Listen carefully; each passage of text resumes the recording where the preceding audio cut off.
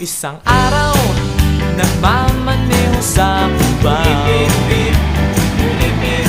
aking nakita, babaeng saksakan ng ganda.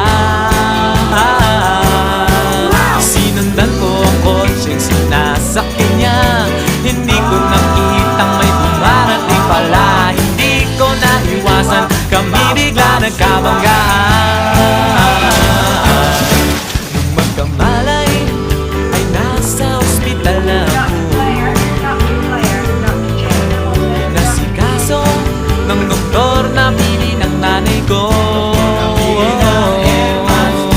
Biglang-bigla na lang ang nurse nandyan na, at para kong nakitang anghel sa ganda.